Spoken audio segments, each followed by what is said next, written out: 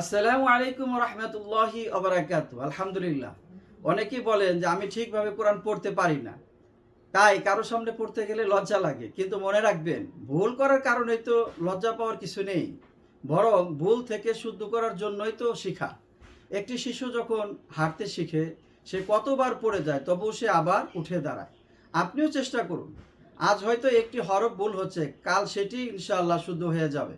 প্রয়োজন শুধু অনুশীলনী এবং সঠিক দিক নির্দেশনা।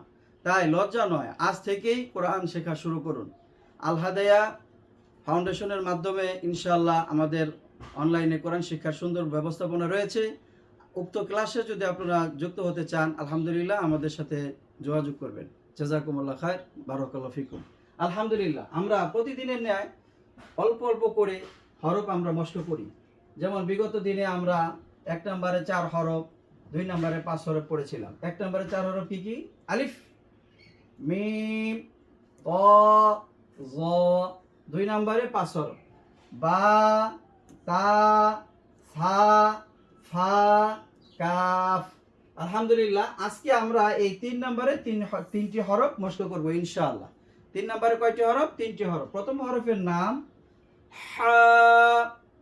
এই হরফটা অনেক সময় আমরা কি করি, উচ্চারণের ক্ষেত্রে ভুল করে ফেলি। এই হরফ কোথা থেকে উচ্চারণ হচ্ছে? এই হরফের উচ্চারণের স্থান হলো হলকের মধ্যখান হইতে। হলকের কোন জায়গা থেকে? যে আমাদের এই যে কণ্ঠনালীর মাঝখানে একটা উঁচু জায়গা আছে, এখানে হালকা করে প্রেস করলে এই হরফের উচ্চারণ সঠিক হয়ে যায় ইনশাআল্লাহ। হরফের উচ্চারণ কি? হা। জি, খুব খেয়াল করুন। হা, হা, হা। এই হা যদি উচ্চারণ না হয়, তাহলে আমরা আলহামদু, কেমন? আলহামদু বলতে গেলে এই হায়ের প্রয়োজন আছে। আলহামদু, আলহামদু, এখান থেকে হা। তারপরের হরফ খ।